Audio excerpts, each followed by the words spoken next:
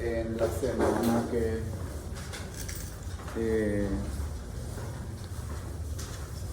le hayan generado algún tipo de dudas.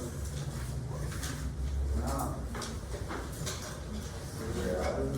Tienen que vayan leyendo y anotando sus cosas, no dejen para el final todo el contenido de biología porque es bastante extenso y hay varias cosas diferentes a otras especialidades. Entonces mi recomendación es que vayan leyendo y vayan anotando sus dudas justamente para ir aclarando, porque después del día del examen ya no hay más tiempo, ¿sí? Bueno, vamos a seguir con los cuadros respiratorios. Habíamos empezado con obstrucción de vías aéreas superiores, en donde vimos el manejo más que todo, las etiologías más frecuentes, hablamos un poco de las etiologías más comunes, tanto infecciosa como cuerpo extraño. Luego hablamos de bronquiolitis, que ya enmarcamos dentro de la obstrucción de vías aéreas inferiores, y asma, que también cumple con la misma función. Y hoy vamos a ir a la parte del parénquima pulmonar, la parte infecciosa como tal, neumonía. Las neumonías es un motivo de consulta bastante frecuente, motivo de internación incluso, y también de muerte y mortalidad a nivel país, a nivel mundial. Los niños se siguen muriendo de neumonías y nosotros a esta altura ya sabemos que los cuadros respiratorios son justamente los que generan mucho más problemas para los niños. Por eso la neumonía es una situación delicada. Lo definimos como una enfermedad infecciosa caracterizada por una inflamación del parénquima pulmonar. Puede tener compromiso variable de los alveolos, tejido intersticial o incluso ambos. Puede tener extensión variable, puede ser segmentaria, de uno o más lóbulos, unilateral, bilateral, o sea que puede afectar cualquier parte del parénquima pulmonar. La forma de presentación más frecuente de las neumonías en pediatría es justamente la que abarca todo el pulmón y lo conocemos como bronconeumonía. La bronconeumonía es la forma de presentación más frecuente de las neumonías en pediatría. Es mucho menos común encontrar una neumonía local, encontrar una neumonía segmentaria, ¿sí? Generalmente a la par que el niño va creciendo es que se diferencia un poco más de esta forma, pero la forma más común de encontrarlo es la bronconeumonía, que es justamente la que afecta prácticamente todo el parénquima pulmonar, incluyendo también a veces bronquios, bronquiolos, ¿sí? Y esa es la que encontramos y vemos en mayor medida en la edad pediátrica. Nosotros vamos a centrarnos hoy día en las neumonías adquiridas en la comunidad, o sea, ese niño que estaba dentro de la casa, dentro de la comunidad y luego viene al centro hospitalario para consultar ya por un cuadro respiratorio previo, ¿sí? No nos vamos a enfocar en ese paciente que estaba internado y que hacen una neumonía asociada a los cuidados de la salud o eventualmente una neumonía asociada al ventilador, por ejemplo, que es bastante frecuente en las terapias intensivas, que tiene otro enfoque, tiene otra forma de presentación y por sobre todo tiene otro tipo de agentes causales, otro tipo de gérmenes asociadas a este tipo de neumonías. Entonces, este es el que aparece en niños que están viviendo en la comunidad, que estaban aparentemente sanos y luego viene y aparece dentro del cuadro clínico un cuadro respiratorio. Es una de las infecciones más frecuentes de la infancia. Puede ser tratada ambulatoriamente, aunque un 20% se interna, se hospitalizan. Y ese 20% es lo que nosotros vemos acá dentro de la salas de internación vemos que están con dificultad respiratoria, están en una situación delicada, grave, ¿sí? Que a veces requiere de traslado a una unidad de cuidados intensivos pediátricos. Generalmente estos están asociados con etiología bacteriana, ¿sí? Y la tercera causa de muerte en niños entre 1 y 14 años, incluso en países desarrollados, o sea, a nivel mundial, y eso hace que la mortalidad, más aún en nuestros países, sea incluso mucho mayor. En la neumonía adquirida en la comunidad, el agente etiológico no se conoce en más del 50% de los casos al iniciarse el tratamiento. Nosotros tenemos un porcentaje mucho más alto. Nosotros no le conocemos al agente causal cuando el paciente ingresa a nuestro centro hospitalario. La mayoría de las veces no sabemos cuál es el agente causal. Nosotros hacemos el diagnóstico por la clínica, por los estudios, pero aislar el agente causal cuesta, ¿sí? Más todavía porque se requiere de estudios, hay que hacerle un hisopado, hay que hacerle un cultivo, hay que hacerle un estudio biológico. Entonces, generalmente el agente causal nosotros no lo conocemos al momento del ingreso hospitalario. ¿Y eso qué genera? Genera que no sepamos a qué agente causal nos estamos enfrentando, ¿sí?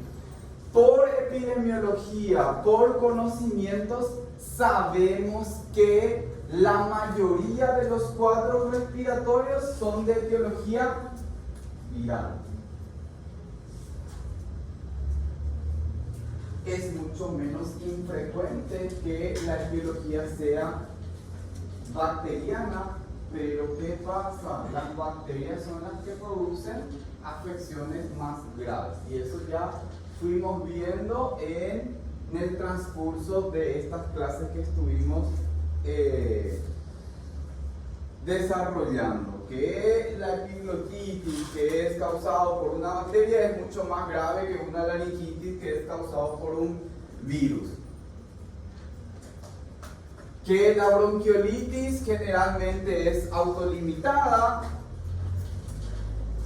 a no ser que tenga factores de riesgo. ¿Y cuáles son las etiologías de estas enfermedades? Virales, ¿sí? Entonces, cuando ustedes les pregunten cuál es el agente causal más frecuente de forma general de los cuadros infecciosos y en particular de los cuadros respiratorios, el virus. El virus es el que más se encuentra dentro de las patologías respiratorias. La morbilidad es variable, hay una incidencia anual de 34 a 40 por cada 1000 niños en Europa y Estados Unidos, y se ha comprobado el aumento de la resistencia antibiótica en varios países, en varios de los estudios, y en nuestros países mucho más. Nosotros en nuestro país, nuestro control de antibióticos es cero. No hay restricciones en el uso del antibiótico. Vos podés como médico indicar el antibiótico que te parezca y se le va a indicar al paciente. Vos querés que te apliquen una vancomicina, te vas a comprar en la farmacia y te aplican. No hay ningún control. Incluso las farmacias hasta hace poquitos años vendían sin receta médica tranquilamente. Lo siguen haciendo, aunque haya una ley que diga que no se puede vender los antibióticos sin una receta médica. Antibióticos que han salido del mercado, entre comillas, que las organizaciones que controlan esto han dicho no hay que usar más, como el cloramphenicol. ¿Se venden dónde? En los almacenes, en las despensas, en los kioscos, y la gente lo usa. Entonces, evidentemente que la resistencia bacteriana a los antibióticos ha aumentado exponencialmente. Nosotros tenemos gérmenes multiresistentes que vienen de la comunidad. Los gérmenes multiresistentes no solamente son del hospital, son de la comunidad. Y eso implica un problema enorme para el manejo, para el tratamiento de los pacientes en la edad pediátrica, ¿sí? Según la forma de adquisición, ya dijimos, nosotros vamos a tener dos grandes grupos, que son las neumonías que se adquieren en la comunidad y las neumonías que se adquieren dentro del hospital. Nosotros vamos a centrarnos en esos niños que vienen de la comunidad como tal. Según la etiología, puede ser infecciosa, dentro de ella bacteriana, viral, fúngica, parasitaria. Dijimos que la mayoría de ellos es de etiología viral, pero que las formas más graves van a ser presentadas de forma bacteriana o por una etiología bacteriana. Tenemos que tener en cuenta, y en este punto es importante recalcar, que nosotros debemos de conocer los agentes causales más frecuentes de nuestro hospital, de nuestra región, del centro donde yo voy a estar trabajando, donde voy a estar recibiendo a esos pacientes. ¿Por qué? Porque dijimos, el 50% en países desarrollados, nosotros 80, 90, 100% en algunas situaciones en donde el laboratorio no funciona, donde no tenemos test rápido, por ejemplo, para influenza, no tenemos test rápido para COVID hoy día, no tenemos nosotros prueba de látex para detectar bacterias. Entonces a veces llegamos al 100% de que no conocemos el agente causal al momento del ingreso del paciente.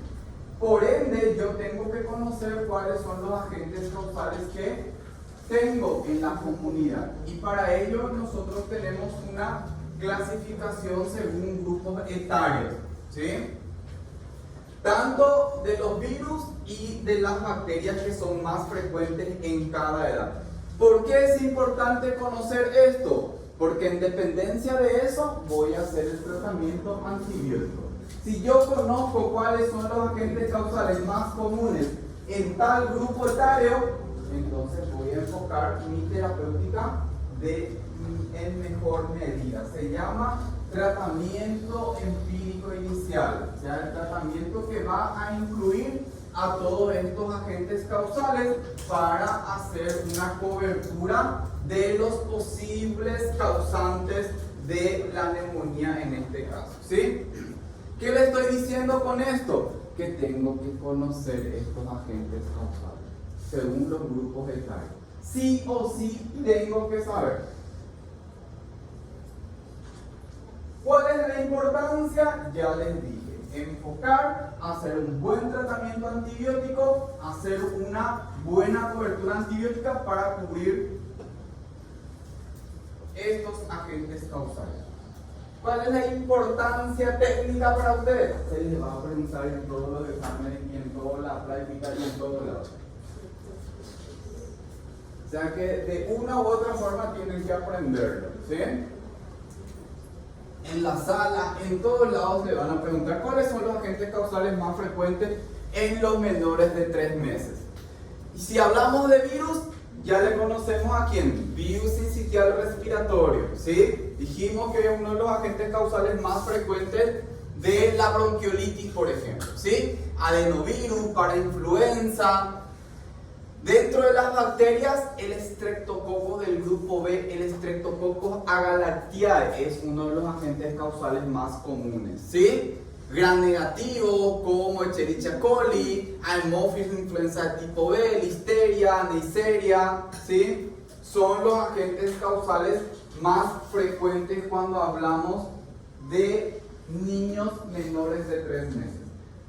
¿Qué característica tienen estos niños menores de 3 meses?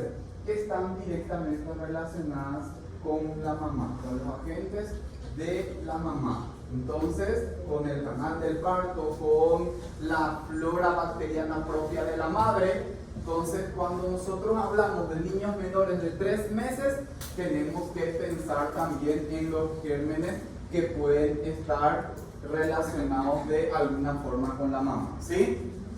Es muy estrecho aún el vínculo de estos niños con las patologías propias de la mamá, las bacterias, por eso que son totalmente diferentes los agentes causales en este grupo etario.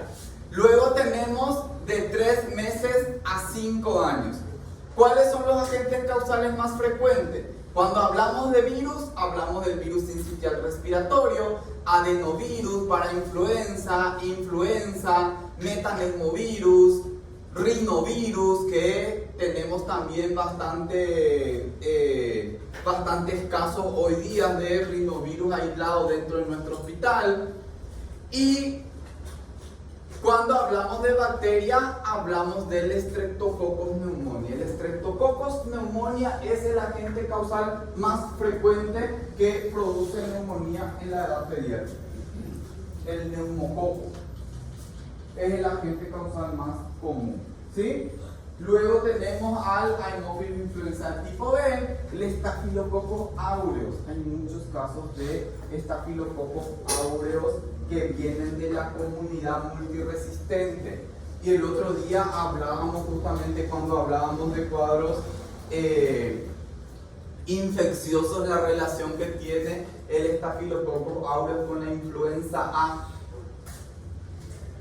Por eso que los cuadros de influenza A hoy día se tratan con antibióticos, por la posibilidad que tienen de que se sobreinfecte justamente con este agente causal. O sea, el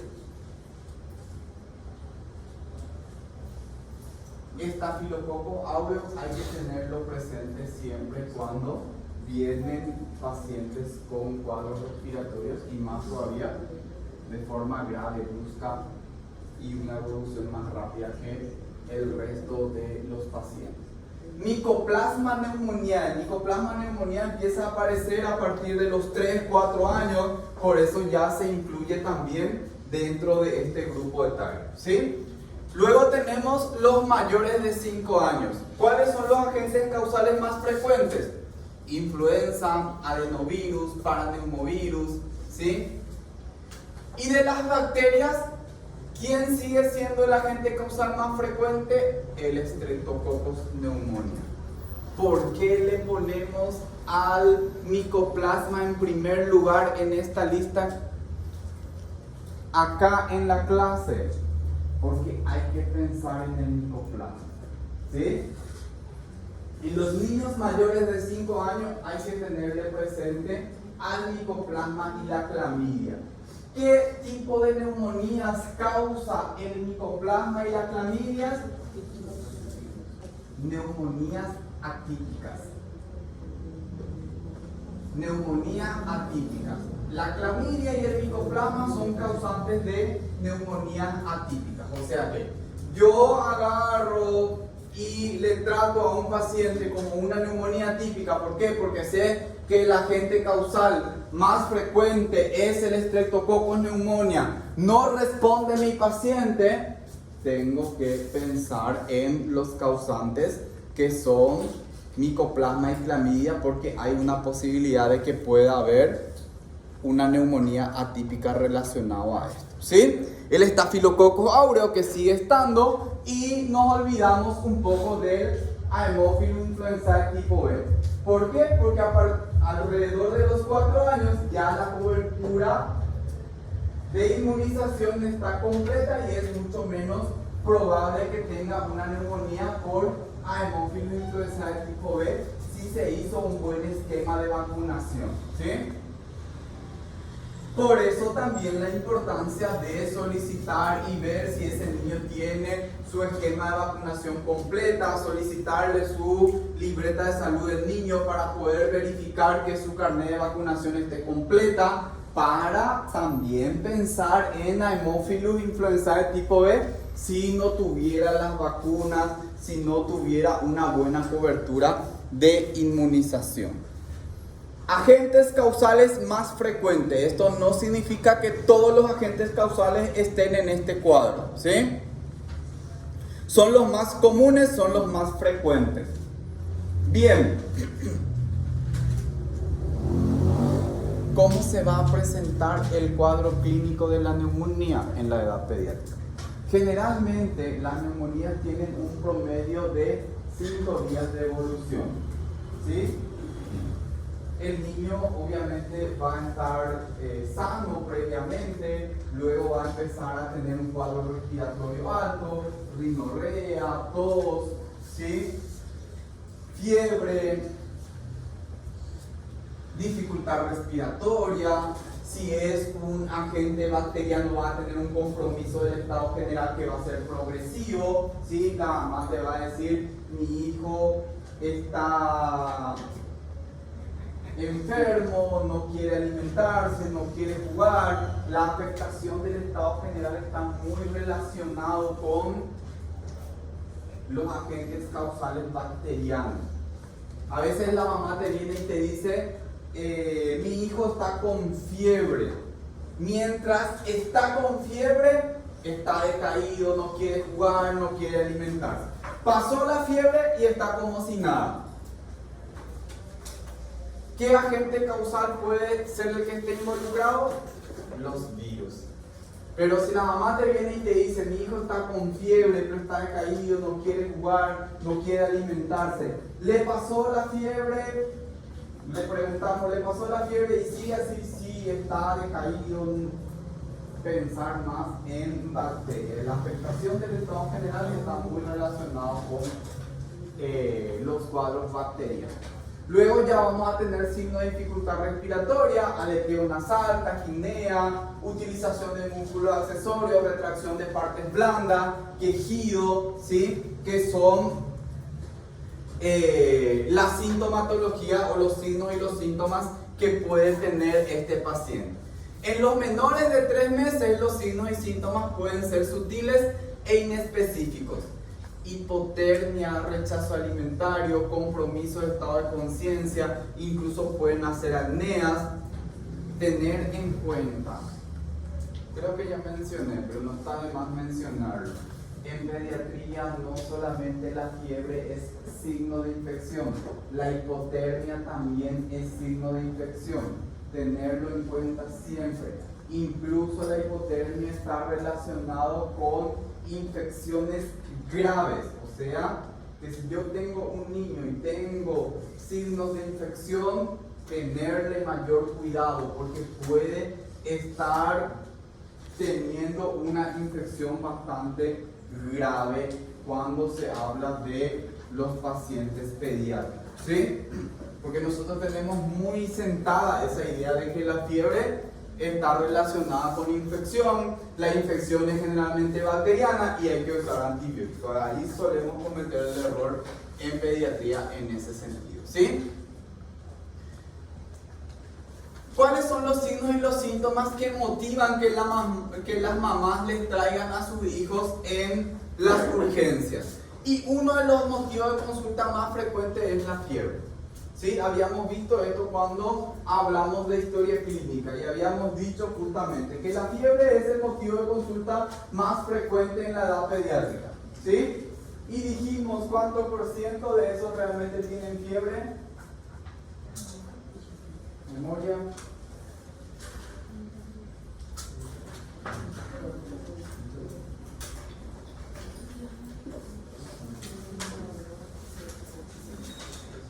¿Cuánto dijimos?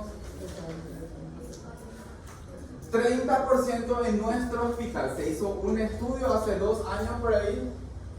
En la urgencia del 100% de 100 niños que los padres les traían por fiebre, 30 realmente tenían fiebre. El resto no tenían fiebre. Lo famoso en nuestro país es, doctor, pero tiene fiebre por dentro.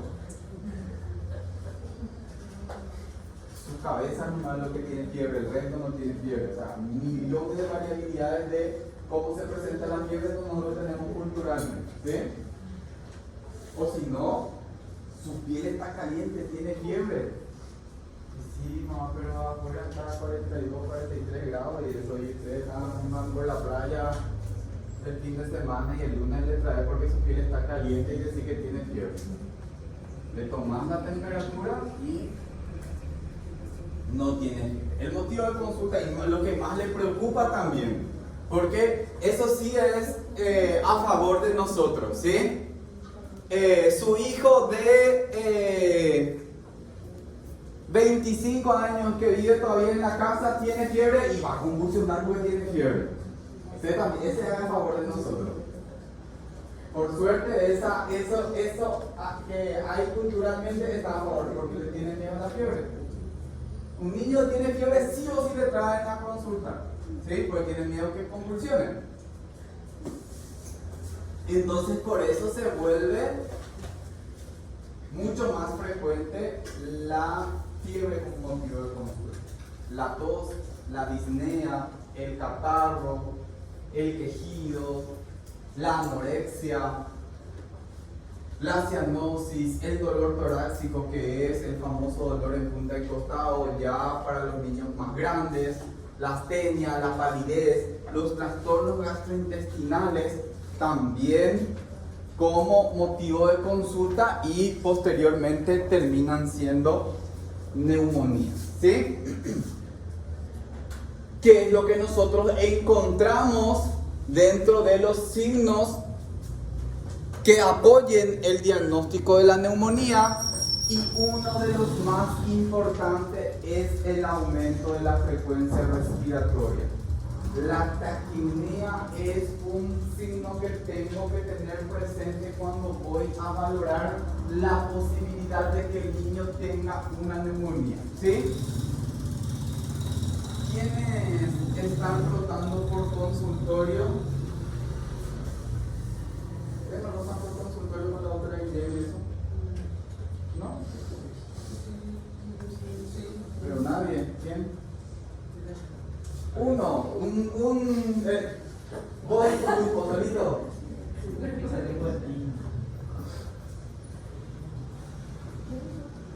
Pero no nos vamos a consultorio, porque con ella estamos todos los dos. Hay lugar. Pero la rotación es consultorio, ¿sí? Y ya les habló de la IEPI. ¿Alguien sabe lo que es el IEPI? Pero la atención integral a enfermedades malas.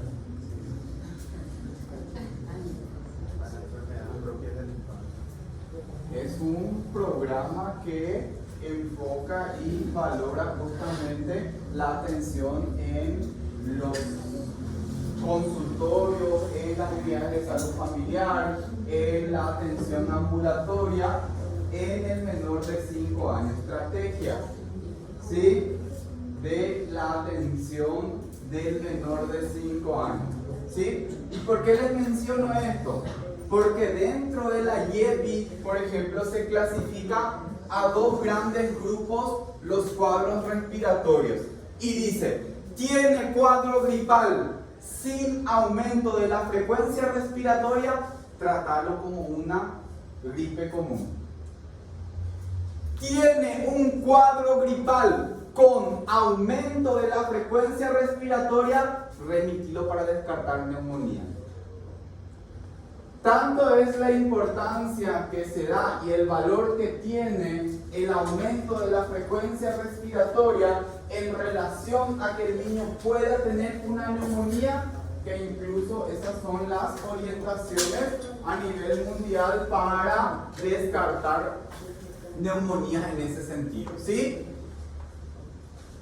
Puede presentar tirajes, ¿sí?, aleteo nasal, tos, quejido, cianosis, que son los signos y los síntomas más frecuentes. Obviamente, posteriormente vamos a hacer un examen físico en donde vamos a buscar todos estos signos que mencionamos.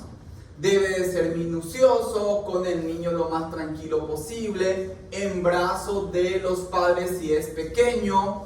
Voy a observar y buscar coriza, enrojecimiento de la faringe, aumento de la frecuencia respiratoria. Obviamente esto en dependencia de la edad, ¿sí? Porque nosotros tenemos parámetros de frecuencia respiratoria según la edad del paciente. Y tengo que tener en cuenta eso. Si tenemos un número que es importante que ustedes conozcan, que es frecuencia respiratoria mayor a 60, ojo, algo no está bien. Incluso una frecuencia respiratoria mayor a 60 en los niños es indicación de suspender la vía oral. En los niños que tienen una frecuencia respiratoria mayor a 60 se suspende la vía oral. ¿Por qué? Porque tiene riesgo de broncoaspirar, porque ya tanto es la frecuencia respiratoria que cualquier tipo de alimentación puede hacer que el niño broncoaspire. Imagínense un niño con neumonía que broncoaspire, es condenarle a que entre a terapia intensiva, que sea ventilado. Entonces, todo niño que tenga una frecuencia respiratoria mayor a 60, hay que suspenderle la vía oral, ¿sí? Puedo encontrar tiraje, retracción supraesternal, intercostal, subcostal. En los más pequeños puede haber un aumento del diámetro anteroposterior del tórax, ¿sí? A la auscultación voy a encontrar murmullo vesicular disminuido, puedo encontrar crepitantes, subcrepitantes, o sea, generalmente los estertores húmedos son los que están más relacionados con los cuadros de neumonía. Y en los mayores voy a encontrar el soplo tubárico, ¿sí? Ya saben lo que es el soplo tubárico, ¿cierto? Ya habíamos hablado cuando hablamos de historia clínica también, ¿sí? Entonces, puedo encontrar soplo tubárico generalmente en el niño mayor, ¿sí? Es muy difícil encontrar soplo tubárico en el lactante, en el niño menor, ¿sí? Diagnosticada la neumonía, es imprescindible descartar clínicamente la presencia de complicaciones. O sea, todo niño que es diagnosticado con neumonía, tengo que tratar de descartar algún tipo de complicaciones. ¿Cómo voy a confirmar mi diagnóstico? ¿Cuáles son los estudios que me van a ayudar a mí a confirmar el diagnóstico dentro de la evaluación terciaria? ¿Cuáles son los estudios que debo de solicitar? ¿Sí? Hemograma, velocidad de eritrosedimentación, PCR como reactante de fase aguda, porque puede ser también PCR como reacción en cadena de polimerasa que me da agentes causales con mayor rapidez, pero lo que nosotros tenemos más accesible acá a nivel hospitalario es la proteína C reactiva como un reactante de fase aguda. La saturación, la radiografía de tórax es un elemento fundamental para el diagnóstico de las neumonías. Es uno de los estudios que mayor valor tiene para el diagnóstico de la neumonía y evidentemente valorar si es segmentaria, si es una bronconeumonía, si es una neumonía unilateral, bilateral o eventualmente hay algún tipo de complicaciones como un derrame pleural, un neumotórax. Por ende, la radiografía se vuelve un estudio clave para el diagnóstico correcto de las neumonías, ¿sí?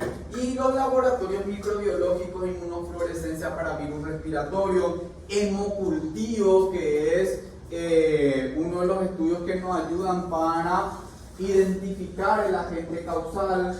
Lastimosamente el hemocultivo tiene una tasa de positividad de tan solo 40-50%, o sea que incluso haciéndole los estudios probablemente es que no aísle al agente causal y no conozca al agente causal al final del manejo de un paciente con neumonía. Técnicas inmunológicas para sospecha de etiologías específicas, si sospecho algún tipo de agentes causales diferentes a las bacterias, parasitosis, ¿sí? Agentes micóticos que puedo solicitar algún tipo de estudio especiales, ¿sí? ¿Cuáles son los patrones radiológicos que puedo tener? Puedo tener un compromiso alveolar, un compromiso intersticial, un compromiso intersticio alveolar, el mixto, que es el que más se presenta en pediatría. Por eso hablábamos y decíamos que la presentación más frecuente de la neumonía en la edad pediátrica es justamente la bronconeumonía, ¿sí? Y los que tienen un compromiso pleural como tal, ¿verdad? Esas son las formas de patrones radiológicos que se tienen en pediatría. Especificar y mencionarles. En los adultos generalmente, tal agente causal produce tal tipo de imágenes radiológicas. El neumococo produce tal tipo de imágenes radiológicas. El estafilococo produce tal tipo de imágenes radiológicas. Eso no pasa en pediatría, ¿sí?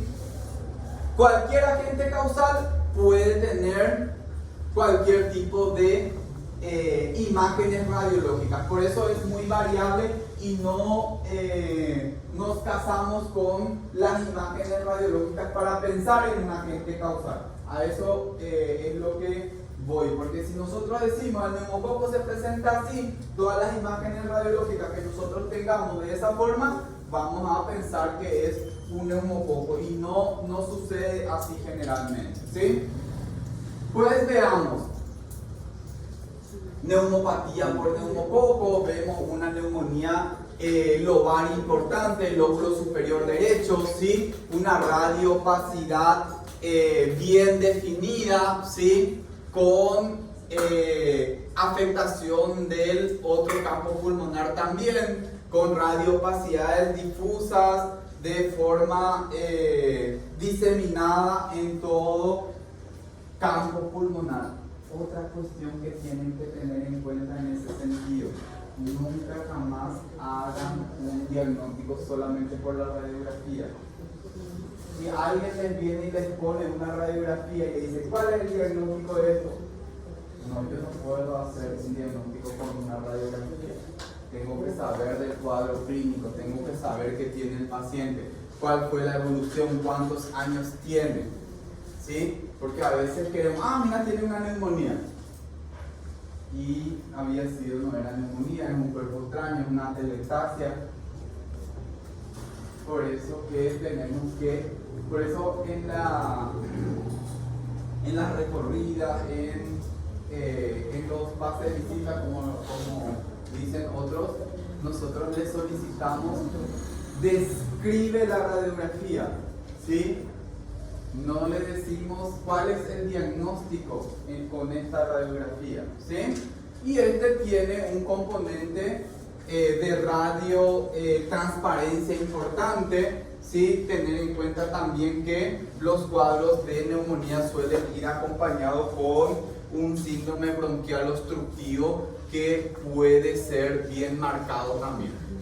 Neumopatía por neumococo con síndrome bronquial obstructivo, justamente lo que les decía, ¿sí? Radiopacidad a nivel iliar con una radiotransparencia importante, horizontalización de las costillas, ensanchamiento de las costillas, ¿sí? Que son signos de atrapamiento aéreo, ¿verdad? Y de obstrucción a nivel de las vías aéreas inferiores en este caso.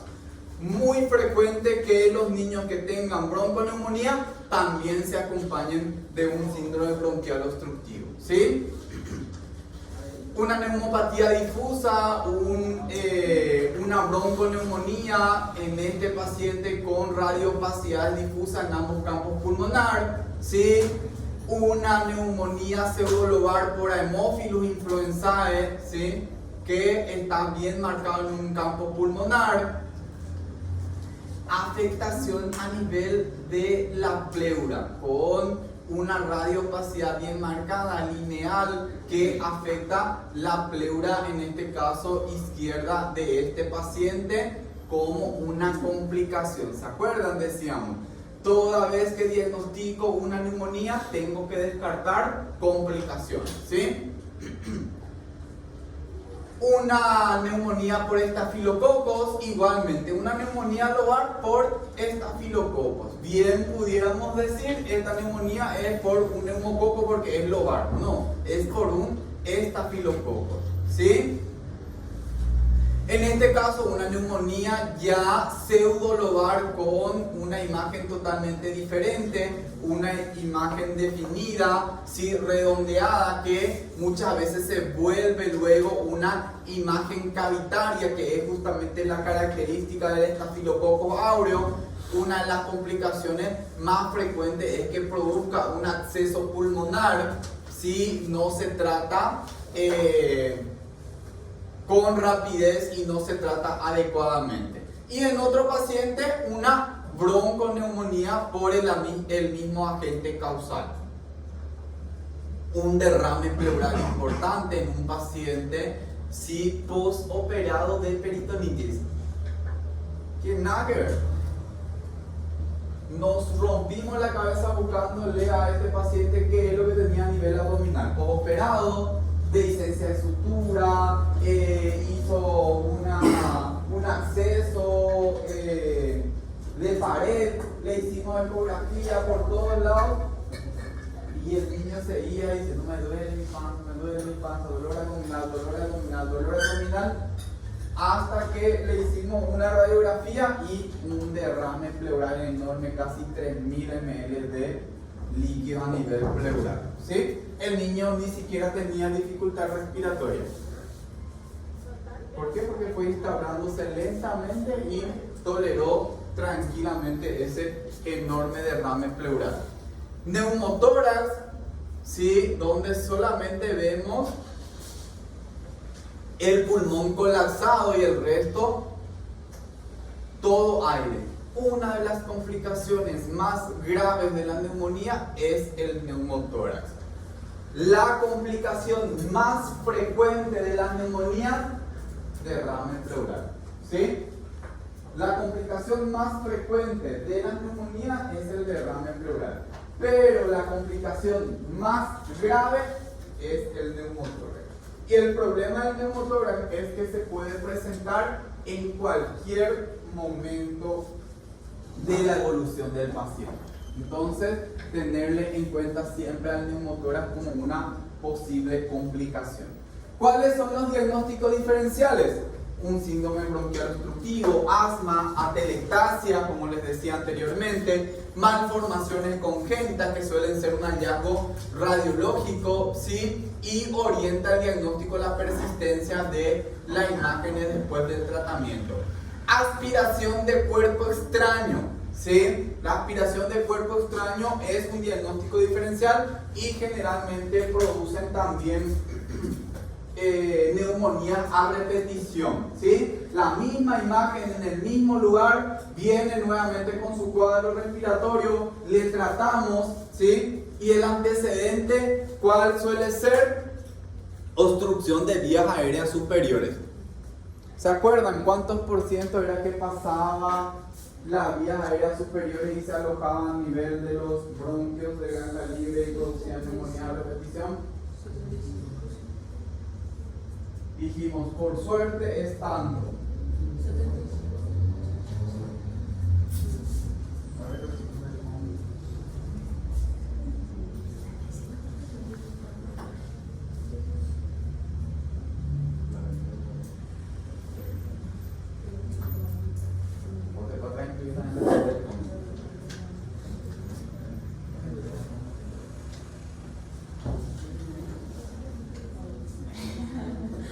Enfrente del fondo, ¿verdad?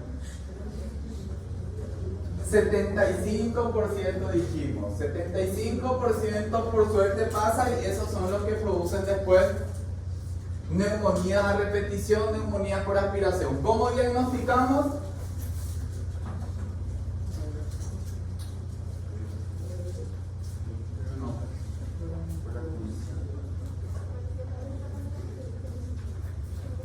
Chico del frente.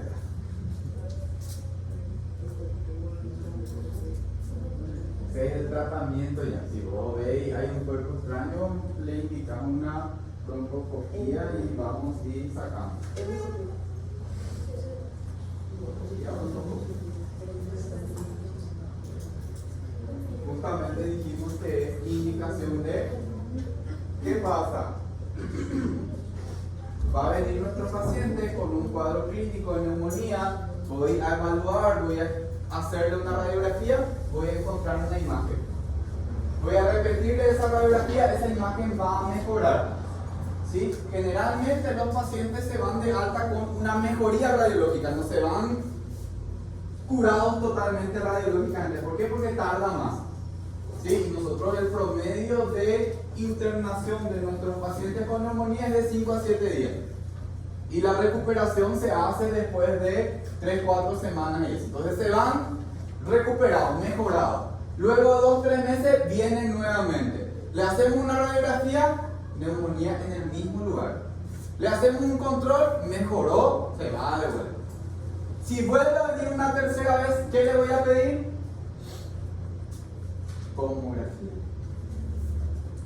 Porque ese es el que va a definir si hay un cuerpo extraño. ¿Por qué no radiografía? ¿Qué dijimos también cuando vimos obstrucción de vía aérea y hablábamos de cuerpo extraño? ¿Cuánto por ciento de los objetos que los niños broncoaspiran son radioopacos y se puede evidenciar por la radiografía? Ni el 20% nos llega la posibilidad de que diagnostique con una radiografía.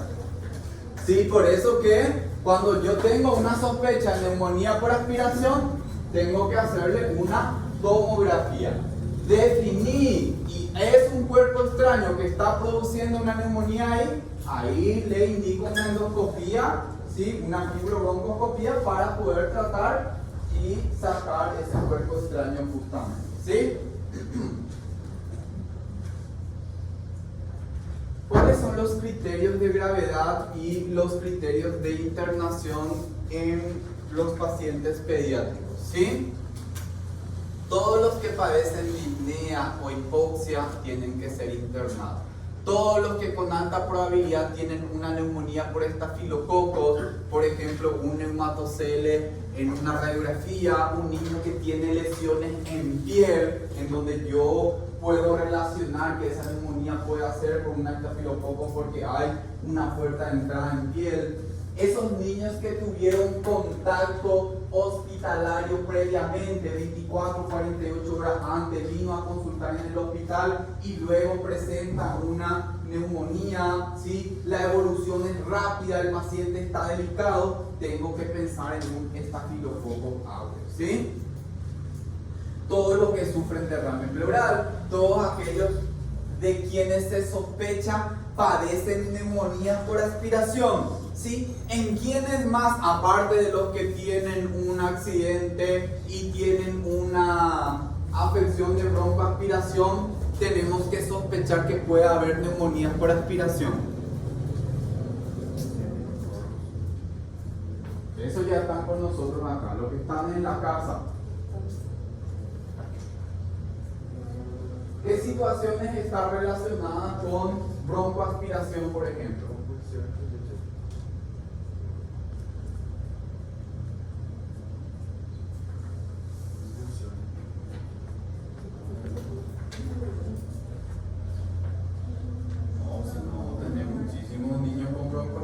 No tiene por qué un niño en su alimentación normal broncoaspirar. O sea, eso es algo raro. Pues ahí, pero ahí pues está el tema, ¿verdad? Si no, pues todos los niños van a terminar con neumonía por aspiración. Si esa es una condición para que el niño tenga neumonía por aspiración. ¿Sí? No sucede eso. Por suerte, no sé por qué regla de tres, parece que ya nuestro organismo se acostumbró a alimentarse acostado, porque de hecho los niños se alimentan acostados. Los niños que tienen algún tipo de afecciones neurológicas, que no tengan una buena coordinación entre la deglución y la respiración, los niños que están encamados por mucho tiempo, que producen neumonías por aspiración, las famosas microaspiraciones de los pacientes que son PCI secuelar, los niños que tienen algún tipo de reflujo gastroesofágico, ¿sí? Los que tienen paladar hendido, los que tienen algún tipo de malformaciones, ¿sí? Esos son los que tienen más posibilidades de broncoaspiración. Entonces, si viene un tipo de paciente de esos, pensar en que pueda ser una neumonía por aspiración. Los niños que sufrieron accidentes por inmersión, los casi ahogamientos, generalmente también sí hay que tratarlo como una neumonía por aspiración, ¿sí? Y los que la mamá te dicen, justamente, se estaba alimentando, estaba tomando su mamadera, estaba alimentándose por pecho materno y vomita y después empieza a tener dificultad respiratoria, entonces ahí sí se piensa en una neumonía por aspiración. O como escuchaba acá, decían, viene convulsionando y después vomita y tiene un riesgo de broncoaspiración, obviamente, pero yo les hablo de la condición en la cual vive ese niño y que favorece justamente que tenga más posibilidades de broncoaspiración en ese sentido, ¿sí? Todos los que no toleran los medicamentos orales o tienen riesgo importante de deshidratación tienen que internarse. Todos los lactantes menores de 1 año en el cual se sospecha una neumonía bacteriana se tienen que internar. Todos los que muestran mínima mejoría después de 48 horas de tratamiento, ¿sí? No tenía criterios de internación, les mando a la casa, les pido que venga para su control dentro de 48 horas, no hubo mejoría, tengo que internarlo, ¿sí? Todos los que tienen una poca estabilidad familiar, ¿sí? Ahí ya entra a jugar el diagnóstico socioeconómico, ¿sí? Esa familia que nosotros pensamos que no va a poder cumplir el tratamiento, esas familias que viven muy alejados de un centro hospitalario, en donde no va a poder venir para hacerle sus controles, ¿sí? Esos son los que nosotros consideramos como los riesgos sociales y eso se tiene que internar, ¿sí?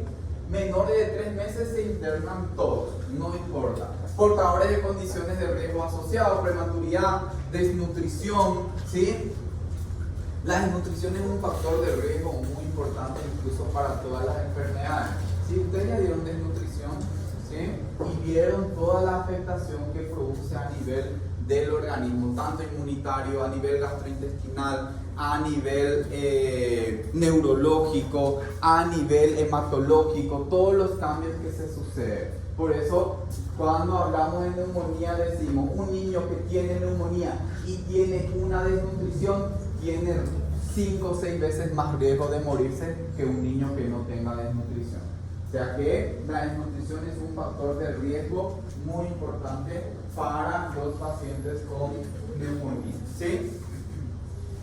Cardiopatías, daños pulmonares previos, enfermedades neurológicas, ya hablamos de la mala respuesta al tratamiento, la presencia de complicaciones y el riesgo social como tal, ¿sí?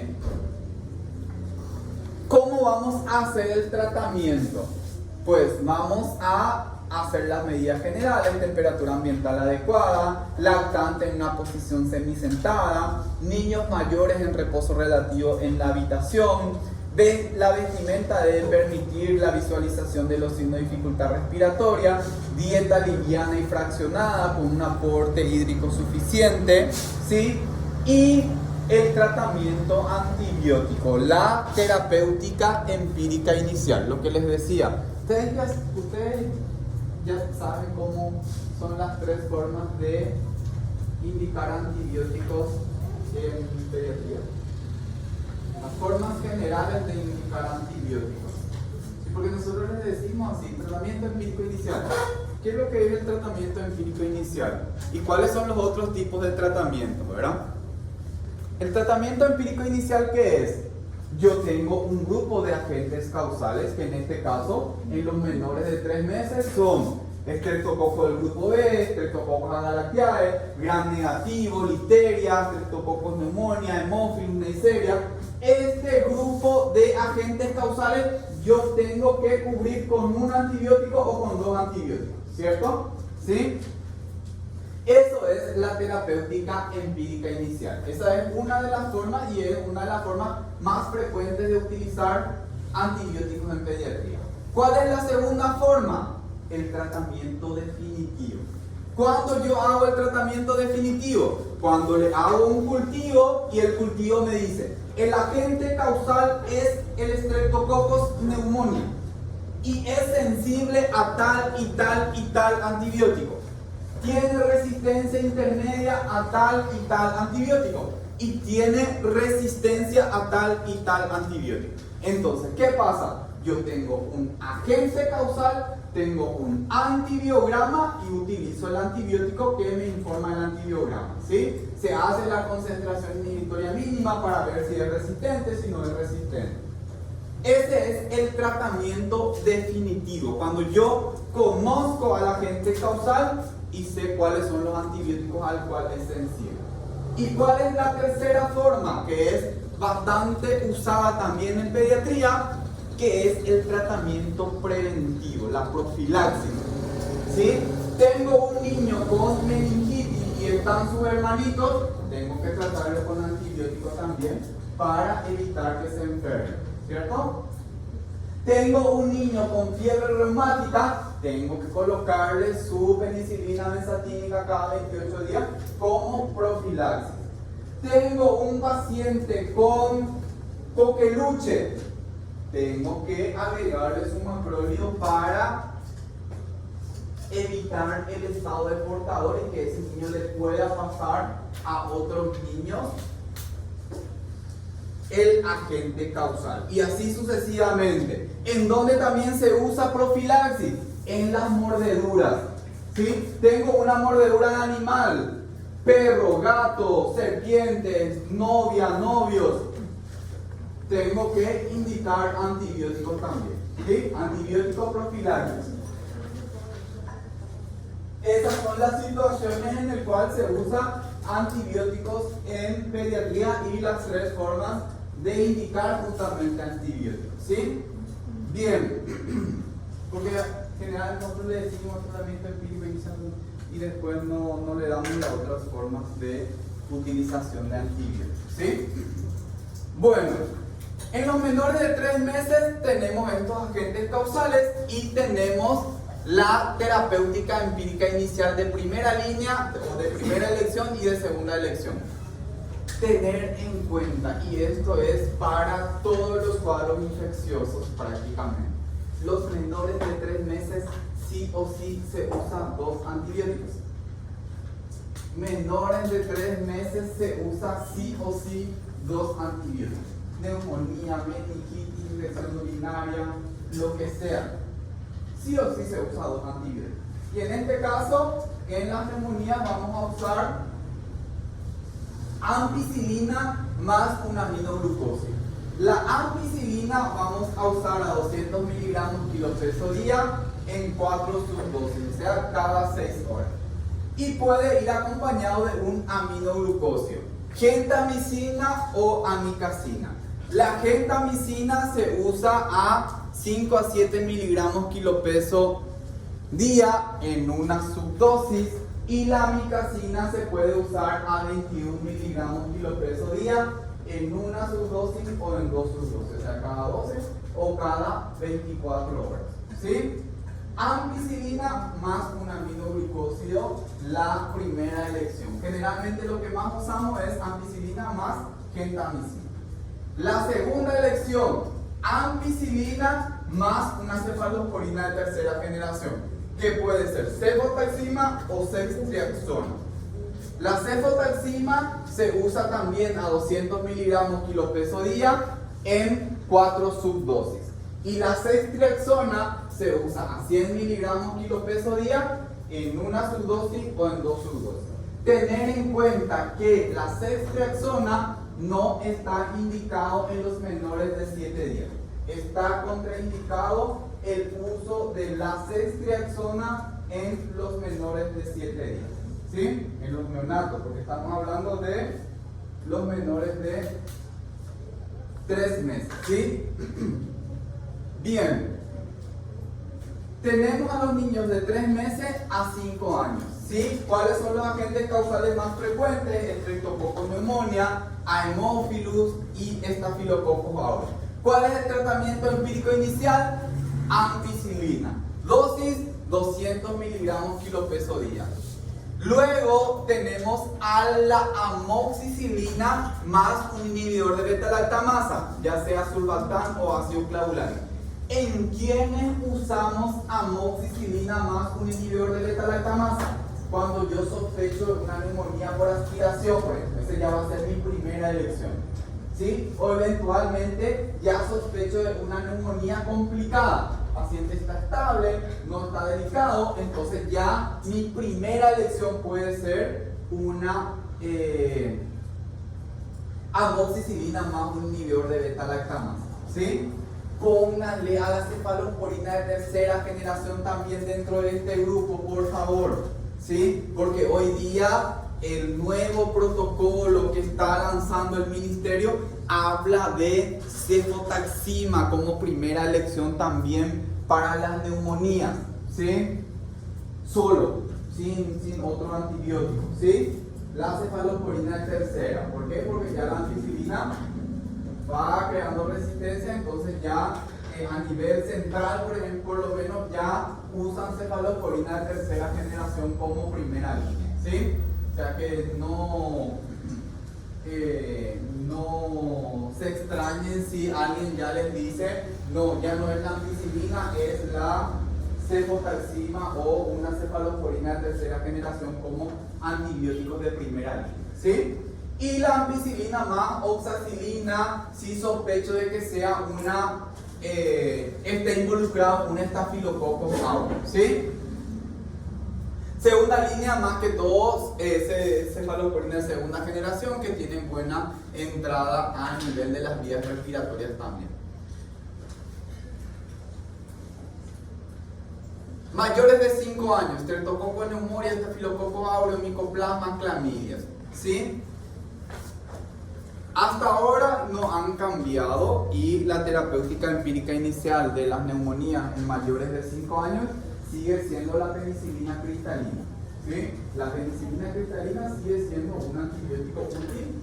Lastimosamente ya no viene prácticamente, está saliendo del mercado y eso es preocupante porque estamos dejando de usar un antibiótico que no tiene tantos efectos adversos, es muy útil, pero bueno, nosotros ya prácticamente en todos los pacientes que tienen neumonía mayores de 5 años ya estamos viendo y hablamos de utilizar ampicilina, ¿verdad? Ya usamos ampicilina porque no tenemos penicilina cristalina. Pero si tengo penicilina cristalina y tengo un niño menor de 6 años, 400.000 unidades internacionales kilopeso. Si tengo un niño mayor de 6 años, 200.000 unidades internacionales kilopeso. Segunda elección, amoxicilina más un inhibidor de beta-lactamasa. Le traté 48 horas, no mejoró el paciente está con mucha tos, ¿sí? La tos es el síntoma predominante de este paciente, tiene más de 5 años, ¿sí? Le hago una radiografía de control porque el paciente no mejora, sigue con mucha sintomatología, ¿sí? Le hago una radiografía y encuentro que está afectado ambos campos pulmonares, hay un parcheado, hay una radiopacidad difusa y yo voy y le oculto y no escucho nada. ¿Qué voy a sospechar? Neumonía atípica, ¿se acuerdan? Disociación clínica radiológica, patoneumónico de las neumonías atípicas. ¿Qué le voy a agregar? Macrólidos. ¿Cuáles son los macrólidos que puedo utilizar? Eritromicina, acitromicina, claritromicina, ¿sí? La eritromicina prácticamente ya no se usa, la dosis es de 40 miligramos kilopeso día, se usa cada 6 horas, tiene muchos efectos adversos, por eso prácticamente la eritromicina ya no se usa. ¿Cuáles son los que más se usan? acitromicina. ¿Cuál es la dosis recomendada de la acitromicina? La Academia Americana de Pediatría recomienda acitromicina primer día 10 miligramos kilo peso día. A partir del segundo día 5 miligramos kilo peso día. ¿Qué tengo que tener en cuenta cuando voy a indicar acitromicina? Que tiene que ser alejado de las comidas. 1 hora antes o 2 horas después de la alimentación tiene que ser indicado la acitromicina. ¿Sí? El otro antibiótico macrólido que puedo utilizar es la claritromicina. ¿Sí? Se usa a 20, generalmente usamos nosotros, ¿sí? 20 miligramos kilo peso día, cada 12 o cada 24 horas. Y no tiene problemas con la alimentación. ¿Sí? Y la oxacilina también se puede usar si sospecho de un estafilococo aureus. El problema con la oxacilina es que ya hay muchísima resistencia y generalmente ya tengo que usar clindamicina o eventualmente vancomicina ya como una terapéutica empírica inicial si sospecho de un estafilococo aureus. ¿Sí? Si tengo un niño mayor de 3 meses, ¿sí? Y no tiene criterios de internación, puedo utilizar un tratamiento ambulatorio, ¿sí? El tratamiento ambulatorio se hace con amoxicilina de 50 a 100 miligramos kilo peso día, ¿sí? Cada 8 horas por 10 días. ¿Qué le voy a indicar? A las 48 horas controlarle nuevamente, ¿sí? Le controlo nuevamente. Está bien, está evolucionando bien, sigo el tratamiento. No mejoró, ¿qué hago? Le interno. ¿Sí? ¿Se acuerdan? Criterios de internación. No hay respuesta al tratamiento, se interna el paciente. ¿Sí? Este es el cuadro de tratamiento. ¿Sí? Esto es lo que se está actualizando ahora. Yo voy a tratar de pasarle el más actualizado para que ustedes puedan tener las guías de tratamiento del ministerio. ¿Sí? ¿Cuáles son las complicaciones que podemos tener cuando hablamos de neumonía? Derrame pleural, neumotórax, fístula broncopleural, acceso pulmonar y neumatoceles son las complicaciones más frecuentes dentro de la edad pediátrica. ¿Sí? Nosotros tenemos un apartado y tenemos una condición especial que vemos en pediatría, que son las neumonías graves. ¿Sí? Las neumonías graves tienen criterios, ¿sí? Criterios mayores y criterios menores. Cuando hablamos de neumonía grave, pues hablamos de que el niño tiene una necesidad de oxígeno, ¿sí? Alta de más de 40, 60 de FiO2, ¿sí? Que necesite ya una asistencia ventilatoria mecánica, que haga un shock refractario a fluidos, ¿sí? Que esté con taquipnea, apnea, hipotensión, distrés respiratorio, comorbilidades, que tenga una acidosis metabólica inexplicable o que tenga un infiltrado en ambos campos pulmonares. Esto hace que nosotros tengamos una neumonía grave. Y se plantea el diagnóstico de una neumonía grave cuando tengo un criterio mayor más 2 criterios menores. Ya cuando tengo un criterio mayor más 2 criterios menores, yo puedo hacer el diagnóstico de una neumonía grave. ¿Cuál es la diferencia? El tratamiento. ¿Cuál va a ser el tratamiento de la neumonía grave? Pues ya va a ser la utilización de 2 antibióticos. ¿Cuáles van a ser esos 2 antibióticos? Una cefalosporina de tercera generación, ya sea cefotaxima o ceftriaxona, más clindamicina o vancomicina. Cefalosporina de tercera generación más clindamicina o vancomicina. ¿Cuánto es la dosis de la clindamicina? 40 miligramos kilo peso entre sus dosis. ¿Cuánto es la dosis de la vancomicina? 60 miligramos kilo peso día en 4 subdosis. Hoy día también se plantea el goteo continuo de vancomicina se está usando a nivel internacional, incluso a nivel país, se usa goteo continuo de vancomicina. ¿Qué hay que tener en cuenta para hacer goteo continuo de vancomicina? La vancocinemia, o sea, la medición de los niveles de vancomicina en sangre que se tiene que hacer diariamente para poder hacer goteo continuo de vancomicina. Lastimosamente, nosotros por lo menos en nuestro hospital no tenemos esa medición de vancocinemia, por eso no podemos hacer todavía goteo continuo de vancomicina. ¿Sí? Bien, ¿dudas, preguntas?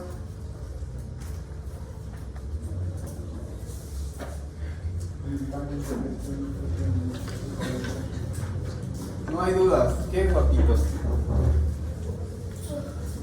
Bueno, está bien. Voy a